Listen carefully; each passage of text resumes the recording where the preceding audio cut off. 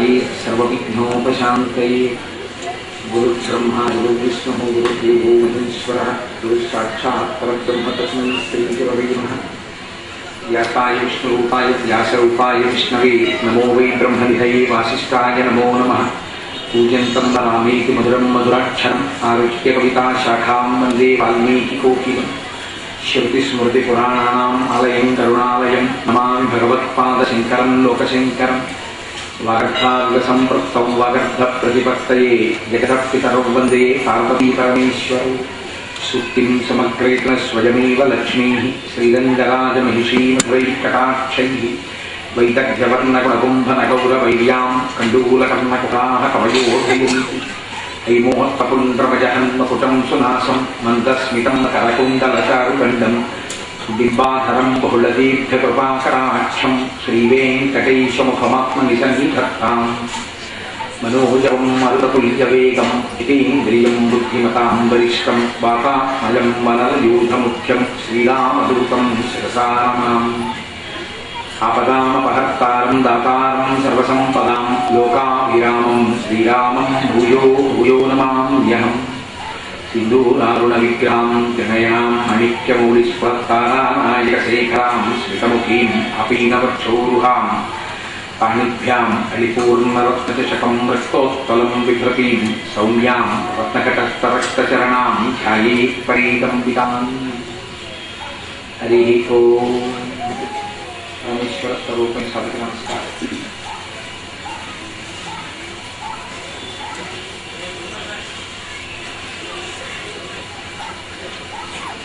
ఈశ్వరానుగ్రహం చేత మనందరం ఈరోజు గురువారం ఉదయం వేళ అన్నకూటోత్సవాన్ని నిర్వహించుకుని ఈశ్వరానుగ్రహాన్ని పొంది ఉన్నాం.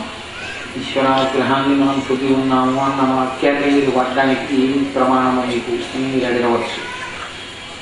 తిరుమల తిరుపతి దేవస్థానం వంటి ఒక గొప్ప ధార్మిక సంస్థ కాకినాడలో జరుగుతున్న ఈ కార్యక్రమాన్ని గుర్తించి మీకు సంగీత విద్వాంసులు కావాలా, హరికథలు చెప్పేవాడు కావాలా, మూర్తులు కావాలా, లేకపోతే పురోహితులు కావాలా, మీకెవరు కావాలో ఫోన్లో చెప్పండి పంపించేస్తాం ఇంటికి అనేటటువంటి స్థితిలో ఇవాళ తిరుమల నుంచి రాజమండ్రి ఫోన్ వచ్చి, రాజమండ్రి నుంచి మనకి ఫోన్ చేసి అడిగారంటే మన కార్యక్రమం వెంకటాచలపతి పాదాలను వేసి చేరి గుర్తించగలిగినట్లయితే ఫలితాన్ని మనం పొందినట్లుగా వెంకటాచల ప్రభుకి చేరి ఇంతకన్నా మనకి సార్థకత ఏం కావాలి? జరిగింది, ఇంత బాగా జరుగుతోంది కార్యక్రమం అంటే కేవలం భక్తులందరి యొక్క సహకారం. మీరు ఒక మాట చెప్తే వినేటటువంటి గుణము కలిగిన వారు అదృష్టవశాత్తు. రజోగుణ తమోగుణ ప్రకోపములు కలిగినటువంటి భక్తులు కాకినాడ వారు కాదు. ఇంకా ఏకాంత సేవలో ఒక్క మాట వచ్చే మీరందరూ ఎంతో శ్రద్ధతో మీ గౌరవించారు, చక్కగా వచ్చి దర్శనం చేసుకున్నారు, ఎంత ఆనందం కలిగిందో. కనుక ఇవాళ కూడా కార్యక్రమంలో దయచేసి మీరు అలా సహకరించగలిగితే చేసేటటువంటి కార్యకర్తలకి ఒక ధైర్యము పూరిక ఏర్పడతాయి. మనం దీన్ని చెయ్యగలము. లేకపోతే తొక్కిసలాగా పెద్దలు ఒక మాట చెప్తే ధిక్కరించడం చాలా తేలిక, అది పెద్ద విశేషమే కాదు. ధిక్కరించడానికి ఏముంటే చాలండి, గర్వం ఉంటే చాలా, అహంకారం ఉంటే చాలు. మీరు ఎందుకు మారేయాలి అన్న ధోరణి ఉండడానికి పెద్ద దైవీ గుణ సంపత్తి సత్వగుణం ఏమక్కర్లేదు. తిరగబడగలిగిన స్వభావం ఉంటే చాలా, రాక్షసత్వం ఉంటుంది. మాట వినడానికి మనుష్యత్వం ఉండాలి, మాట వినడానికి సత్వగుణం ఉండాలి, దైవీ సంపత్తి ఉండాలి. కాబట్టి మీరు నిన్నటి రోజున మీరు దైవీ సంపత్తి కలిగినటువంటి వారు అని నిరూపించుకున్నారు. దయచేసి మిగిలినటువంటి కార్యక్రమ భాగమనందు కూడా మీరు అలాగే సహకరిస్తే రేపటి రోజు జరగబోయేటటువంటి కార్యక్రమం బహుదాయమానమైన కార్యక్రమం. వెంకటాచలపతి యొక్క సేవలలో శుక్రవారం నాడు జరిగేటటువంటి పూర్వాభిషేకం చాలా గొప్ప అభిషేకం. అందుకే మీకు సాధారణంగా వెంకటాచలం కొండ మీద శుక్రవారం దగ్గర నుంచి ఆదివారం ఇంచుమించు సోమవారం వరకు దర్శనాలు చాలా లేట్ అవుతుంటాయి, రూములు దొరకడం కష్టం అవుతుంటుంది. కారణం ఏంటంటే శుక్రవారం నాడు పూర్వాభిషేకం ఉండడమే దానికి కారణం. శుక్రవారం నాడు జరిగేటటువంటి పూర్వాభిషేకానికి టికెట్ 750 రూపాయలు, చాలా తక్కువ. దానికి పసిపిల్లల్ని ఎలా చేయాలి? పైగా 750 రూపాయలు టికెట్ కట్టడం తేలికైనా మీరు ఇప్పుడు పంపిస్తే దానికి దగ్గరగా ఒక 12, 16, 18 సంవత్సరాల తర్వాత బుక్ అయి వస్తాం. ఇప్పుడైతే నేను ఈ మధ్యకాలంలో నాతో ఎవరో చెప్పినట్టుగా నాకు జ్ఞాపకం అసలు ఇవ్వట్లేదు, డేట్ రిజర్వ్ చేయట్లేదు. ఎందుకంటే చాలా దూరం వెళ్ళిపోయింది కాబట్టి లేకపోతే వస్త్రాలంకార సేవకు ఉందో అలాగా. కనుక పూరాభిషేకానికి టికెట్ దొరకదు అసలు. అందుకని అటువంటి పూరాభిషేక కార్యక్రమం గురువారం నాడు జరిగేటువంటి పూలంగి సేవకి కొనసాగింపుగా జరుగుతుంది. గురువారం నాడు సాయంకాలానికి వచ్చేటప్పటికి స్వామి పూలంగి సేవ చేయించుకుంటారు.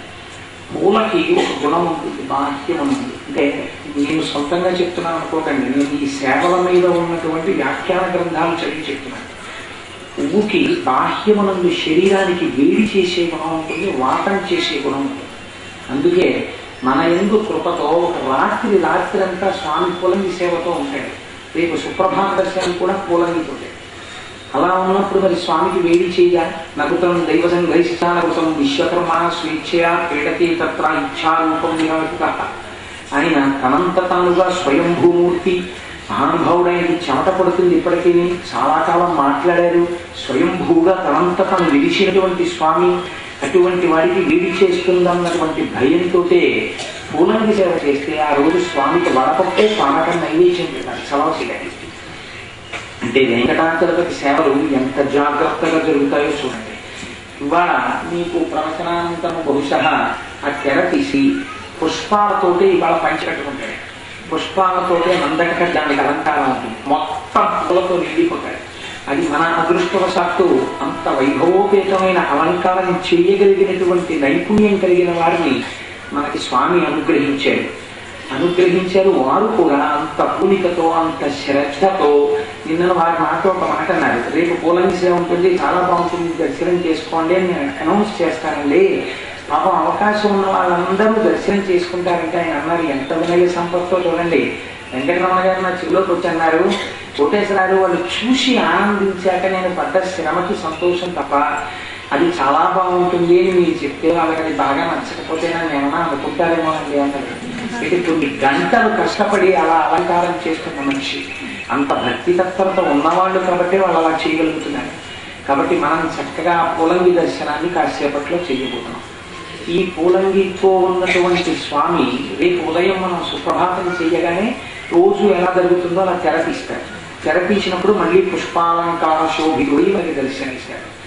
ఇచ్చిన తరువాత రేపు జరిగేటటువంటి కార్యక్రమం లఘువుగా అర్చన చేసి ఆ ముఖ ప్రక్షాళనాది కార్యక్రమాలు చేసి చాలా లఘువుగా మాత్రమే స్నానాధికములు నిర్వహిస్తారు. పాదాలు కడిగేస్తారంటే కడిగేసి ఆ స్వామికి ఆ ఉత్సవమూర్తుల్ని పక్కన పెట్టి రేపు తెర వేసి స్వామివారికి చేసినటువంటి పుష్పాలంకారాన్ని అంతటి తీసేసి స్వామి 6 రోజుల పాటు కట్టుకున్నటువంటి పట్టుబట్ట ఉంది. పట్టుబట్టకి ఒక లక్షణం ఉంటుంది, శౌచాన్ని తీసుకుంటుంది, అశౌచాన్ని దూరం చేస్తుంది.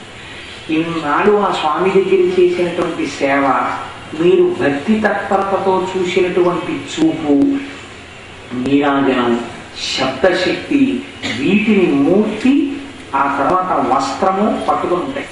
రేపు ఆ వస్త్రం విప్పి స్వామిని కుదురు చుడతాడు, అంటే కొద్దిగా గుండ్రంగా చుట్టి దాన్ని సిద్ధం చేస్తాడు. అలాగే రేపు స్వామివారికి అభిషేకం అయిపోయిన తర్వాత ఒళ్ళంతా తుడుస్తారు తెరేసి, దాన్ని ప్లోత వస్త్రము అంటారు. ఆ ప్లోత వస్త్రంతో తుడుస్తారు. రేపు ఉండేటటువంటి దర్శనం చాలా ఆశ్చర్యకరంగా ఉంటుంది. ఏ అలంకారం ఉండదు స్వామికి. కిరీటం దగ్గర ఒక తెల్లటి బట్ట కట్టుకుంటాడు. అలాగే మొలటి కట్టుకునేటటువంటి దాన్ని స్నానశాఖి పిలుస్తారు. ఓ తెల్లటి బట్ట నడుముకి కట్టుకుంటాడు, కిరీటానికి ఓ బట్ట కట్టుకుంటాడు అంతే. అలాంటి బట్ట కట్టుకుని అభిషేకానికి సిద్ధమై స్నానానికి వెళుతున్నటువంటి సార్వభౌముడై దర్శనిస్తాడు. కాబట్టి రేపు ఉదయం వేళలో మీరు అట్లాంటి దర్శనం పాదముల దగ్గర ఉన్నటువంటి ఆ వెండి తొడుగులు మన దగ్గర ఉన్నాయి, బంగారు తొడుగులు వెంకటాచలంలో ఉంటాయి. ఆ తొడుగులు తీసేస్తే నిజపాద దర్శనం అవుతుంది. రేపు ఇంతమంది చూస్తూ ఉండగా రేపు ఆర్జితం సేవా టికెట్లు ఎవరి దగ్గర ఉన్నాయో వాళ్ళ పేర్లు పిలిచి వాళ్ళకి రేపటి రోజున కస్తూరి జలాలు, కుంకుమ పువ్వుతో కూడినటువంటి నీళ్లు, పసుపుతో కూడినటువంటి నీళ్లు ఈ కలశలిస్తారు. ఆర్జిత సేవా టికెట్లు ఉన్న పురుషులందరూ తలస్నానం చేయండి. ఆరోగ్యం పరిమితి చేస్తే తలస్నానం చేయకూడదండి, నేను ఆరోగ్యం ఇచ్చాను వాళ్ళ గురించి నేను చెప్పట్లేదు.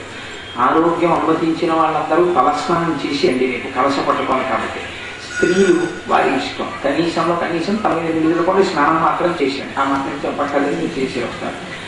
రేపు ఆ ఆర్జిత సేవా టికెట్ హోల్డర్స్ కలశ పట్టుకుంటారు. రేపు స్వామికి మళ్ళీ కొత్త పట్టుబట్ట కడతారు. ఆ వస్త్రాలంకారానికి వస్త్రాన్ని ఏ దాత ఇస్తున్నారో వారు వెండి కలశాన్ని తల మీద పెట్టుకుని దాంట్లో ఆ పట్టు వస్త్రాన్ని పట్టుకుంటారు. మేళతలాలతో తిరిగొస్తారు. మనకు ఆశ్చర్యం తెలుసాన్ని స్వామివారి స్నాన పద్ధతికి పూరాభిషేక పద్ధతికి ఒక ప్రమాణం ఉంది. ఎందుచేత అంటే తిరుమల నంబి అనేటటువంటి ఒక మహాభక్తుడి విషయంలో స్వామివారు నిరూపించారు. దాన్ని ఆకాశగంగ తీర్థంతో ప్రారంభం అవ్వాలి అని. ఆకాశగంగ తీర్థం మనకి ఎలా వస్తుంది? ఆశ్చర్యం ఏదో తెలిసాడు మీకు. మనం ఇక్కడ ఈ కార్యక్రమం చెయ్యబోతుండగా అనుకోకుండా అన్నమాచార్య స్వామి వారి యొక్క ఉత్సవాల కోసమని మన మూర్తి గారు వెంకటాచలం వెళ్ళారు. వెళ్ళి ఎందుకు కలిగిందో తెలియదు ఆ ఆలోచన. వెంకటాచల క్షేత్రంలో ఉన్న సమస్త తీర్థాలకి వెళ్ళాయి. అన్ని తీర్థాల్లో ఉన్న జలాల్ని క్యాన్లలో పట్టారు. ఏ తీర్థంలో జలం ఏదో తెలియదేమో అని దానికి లేబుల్స్ పెట్టారు. పెట్టి ఒక చుక్క తీయకుండా ఎవడైనా అంత లగేజ్ పట్టుకొస్తారని పెద్ద సంచులలో వెంకటాచల పర్వత సానువులలో ఉన్న సమస్త తీర్థముల యొక్క జలములు కాకినాడ వచ్చాయి. రేపటి రోజున ఆ సమస్త తీర్థ జలాలతోటి స్వామి అభిషిక్తులవుతారు. ఇది కాకుండా ఇవి అన్నీ వచ్చేసాయి. అన్నీ వచ్చేస్తే ఆర్జితం టికెట్లు ఏదో ఒక 100 మందికి ఇచ్చాం. దానికి ప్రధాన కారణం ఏంటంటే ఏదో అన్నిటికీ టికెట్లు అని పెట్టి డబ్బని ఎవరిని ఇబ్బంది పెట్టకుండా ఎక్కువ మంది చూసి సంతోషించాలి. స్వామికి ఇవ్వాలనుకోని హుండీలో ఇస్తారు కదా, మనం ఎందుకు ఇబ్బంది పెట్టాలి అని అలా పెట్టాం. కానీ హుండీలో ఎవరో లెటర్స్ కూడా వేశారు, ఇంకా మీరు టికెట్ ఇస్తే బాగుంటుంది ఆర్జితం టికెట్. సరే ఈశ్వరుడు అనుకూలిస్తే మనం వచ్చేసారి చేసినప్పుడు ఎక్కువ మందికి అవకాశం ఇద్దాం. కానీ రేపటి రోజున అందుకే ఆర్జిత టికెట్ లేని వాళ్ళకి బెంగ లేకుండా ఉండడం కోసం ఒక పద్ధతి ఏర్పాటు చేశాం. రేపు ఇక్కడ స్టీల్ డ్రమ్స్ పెడతారు. మీరు ఆవు పాలు ఎన్ని తేగలిగినా సరే ఆవు పాలు తీసుకొచ్చి ఆ డ్రమ్లో పోస్తే ఆ ఆవు పాలని స్వామి అభిషేకానికి వెళ్తాయి. మీరు తెచ్చిన ఆవు పాలలో ఒక చుక్క వృధా కాకుండా మూల విరామపిల్ల పడుతుంది. మీ అందరికీ పరమ సంతోషమే కదా, మీ అందరూ పాల్గొన్నట్టే పాలకు అభిషేకంలో. అందుకే రేపు పాలు ఎవరైనా సరే స్వామికి తీసుకొచ్చి ఇక్కడ డ్రమ్లో పోయవచ్చు. ఇంకా ఆ పూరాభిషేకానికి సంబంధించినటువంటి సమన్వయానికి మీకు ఒక విషయాన్ని నేను విజ్ఞాపన చేస్తాను. అందులో ఇక్కడ ఉపన్యాసానికి ఎక్కువ సమయం లేదు కనుక నేను ఒక ముఖ్యమైనటువంటి విషయాన్ని ప్రస్తావన చేసే ప్రయత్నం చేస్తాను. శుక్రవారము అనబడేటటువంటిది ప్రధానంగా ఎవరి కొరకు ఉద్దేశింపబడినది అంటే లక్ష్మీదేవి యొక్క పూజ కొరకు ఉద్దేశింపబడుతుంది. లక్ష్మీ కటాక్షము నాకు వద్దు అనేటటువంటి వ్యక్తి ప్రపంచంలో ఎవడు ఉండడు.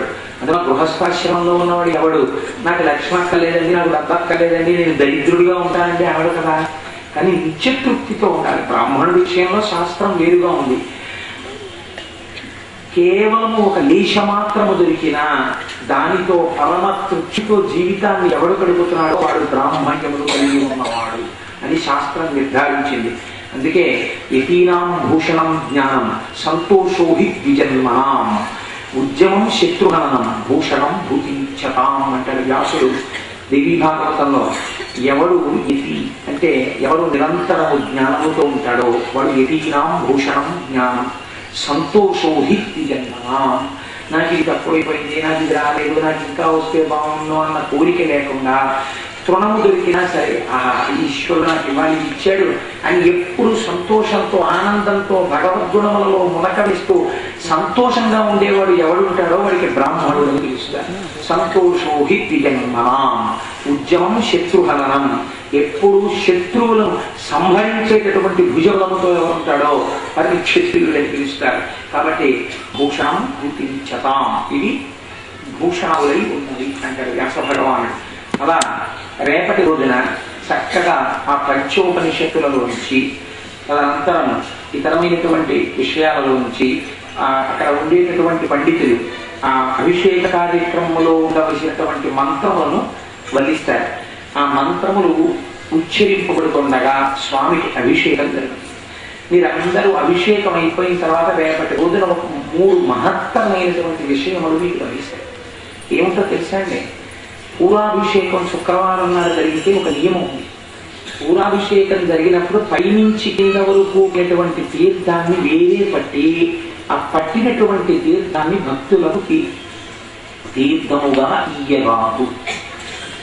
ఏదో శివాభిషేకం చేసినట్టు సహస్రకలశాభిషేకం చేసినట్టు ఆ అభిషేకం అంతా అయిపోయిన తర్వాత ఏదో పక్కన పడినవన్నీ గంగాళంలో పట్టేసి ఆ గంగాళంలో పడిపోయినవన్నీ తీసుకొచ్చి తీర్థంగా ఇస్తే ఒప్పుకోరు. పూరాభిషేకానికి ఒక నియమం ఉంది. స్వామివారి అభయహస్తం ఉంటుంది. అభయహస్తం దగ్గర పైనుంచి మొట్టమొదట ఆకాశగంగతో మొదలు పెట్టాలని నియమం. పాలకం అభిషేకం జరుగుతున్నప్పుడు స్వామివారి అభయహస్తం కింద ప్రత్యేకంగా ఒక పాత్ర పెడతారు. ఆ పాత్రలోకి అభయహస్తం నుంచి పాలు కారుతాయి. ఈ అభయహస్తం నుంచి కారినటువంటి పాలు ఎవరు తీసుకుంటారో వారందరికీ ఆయా కోరికలు నెరవేరేట్టుగా లక్ష్మీ కటాక్షలు. కాబట్టి పూర్ణాభిషేక తీర్థం ఇచ్చేటప్పుడు ఒక నియమం పాటించమని వ్యాఖ్యానంలో చెప్పారు. అభయహస్తము నుండి కారినటువంటి తీర్థమును వేరు పాత్రలో పట్టి మిగిలినటువంటి అభిషేక తీర్థంలో ప్రత్యేకంగా ఈ అభయహస్త తీర్థాన్ని కలిపి అప్పుడు తీర్థంగా ఇవ్వాలి. నీకు రేపటి రోజున అందబోయేటటువంటి మహత్తరమైన కానుక శుక్రవారాభిషేకంలో ఇది లభిస్తుంది. ఎవరు వచ్చి తీర్థం తీసుకుంటారో వారికి అందరికీ తీర్థం ఇస్తారు. తీర్థం ఇవ్వడంలో ఆద్యత టికెట్ విషయం ఏమి ఉండదు, అందరికీ తీర్థం ఇస్తారు. 2, అభిషేక తీర్థమే కాకుండా స్వామివారికి అభిషేకం అంతా అయిన తర్వాత ఒళ్ళంతా తుడుస్తారు ఆపాదమస్తకం. ఆయనకి చేయబడేటటువంటి అభిషేక సమయంలో స్వామివారికి కొద్దిగా చిరుచెమట పడుతుంది అని శాస్త్ర ప్రమాణం. ఆ చిరుచెమట గొప్ప సువాసనతో ఉంటుంది. ఈ పరిమళ ద్రవ్యములు చెమటని తుడిచినటువంటి ప్లోత వస్త్రం ఏదైతే ఉందో ఆ ప్లోత వస్త్రాన్ని రేపటి రోజున మీకు వాసన చూపిస్తారు. ఆ